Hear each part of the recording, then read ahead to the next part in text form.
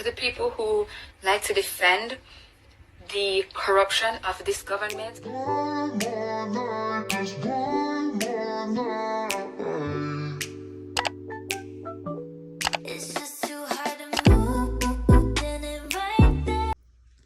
hey guys, welcome back to the channel. It's your girl Bella Rose, and I'm here guys with another video guys. And today topic is gonna be about this young lady. She spoke out against the Prime Minister and all those who are in support of him with all the corruption that has been going on, where certain things of high profile cases where he still cannot come out and speak about, and he pick and chooses what to speak about. And so cries from many other citizens of Jamaica for him to step down, for him to go. And so this young lady just put him in place in the right and proper way. Guys, we want to listen to what she have to say, and then in the next part of the video I'm going to be speaking about this brazen attack on the security officer who was pronounced dead. So guys, when I listen what the young lady have to say, like, share and subscribe, comment, and tell me if you agree with what she say. It's so sad that Jamaicans are so accustomed to poor leadership that when intelligent, sensible people hold the current government accountable or speak out about the injustice of the current government, boy, let me be respectful. I don't want to call y'all idiots, but it just seems so stupid to me that you're going to defend poor leadership. Like, do you not have standards? Do you not have children? Do you not want a better future for them? Because that's what you're telling me. The fact that you're content with this hogwash leadership tells me that not only do you not love yourselves, you don't even love your kids to want to give them a better future.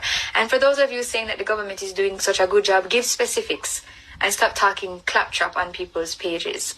Because you just said, oh, it's good with nothing behind it, is you saying a whole lot of nothing.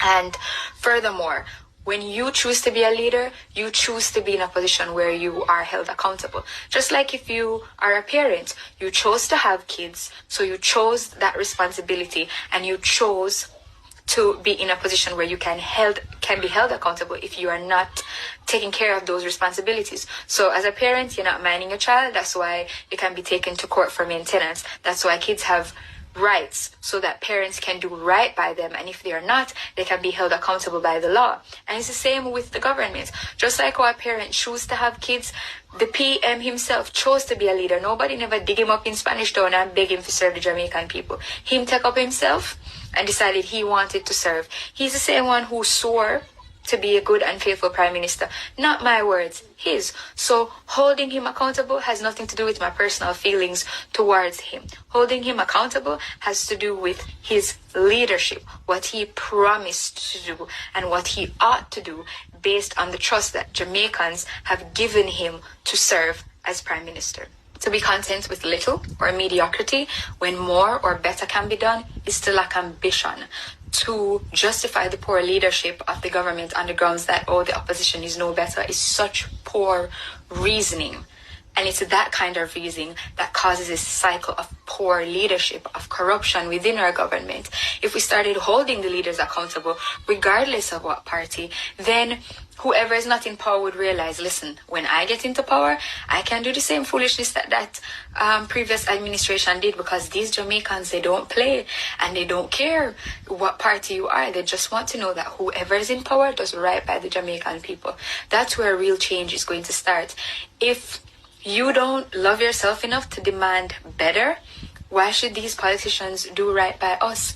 Sometimes you have to demand the treatment that you want, and you can't just rely on people's nobility or morality to do it for you.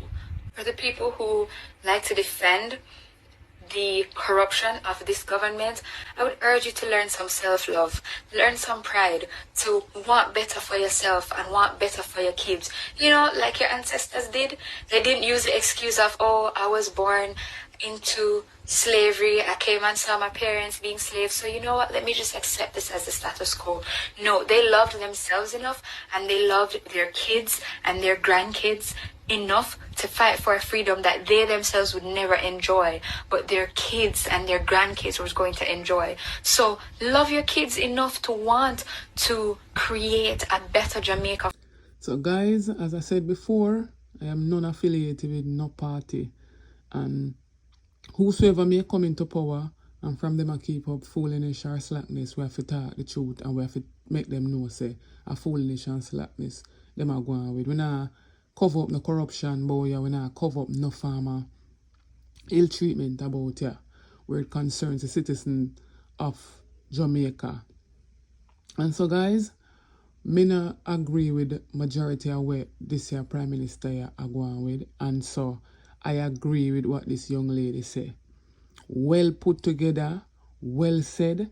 I agree with her to the 1000%. And so a time for him to leave and a time for him to go. Give somebody else a chance, let them come and prove themselves and let us see what they will come and do, guys. You understand? And so it's not about, GLP and PNP. You understand? We want somebody to stand as a true leader and serve the people of Jamaica in the right and proper way. Not being craven and gravelicious. Just all for themselves. You understand? And this Prime Minister still at about aiding 80 in a war. Back then he put out a statement saying he's going to aid 80 in a war. I'm going to send some of our police and soldiers over 80. But the crime needs to be curtailed in Jamaica first. As the saying say, you have to dance a yard before you dance abroad.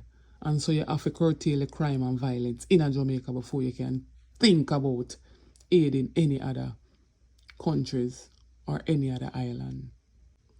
So now guys, we have move on now and talk about, this brazen attack on, security guards that has been, surfacing, making hot topics, going around since of the 27th of, February, guys. And so mid-morning attack. So according to the news, is 2 security officers, were transporting a large sum of money. When I say a large sum, I mean $10 million thereabout.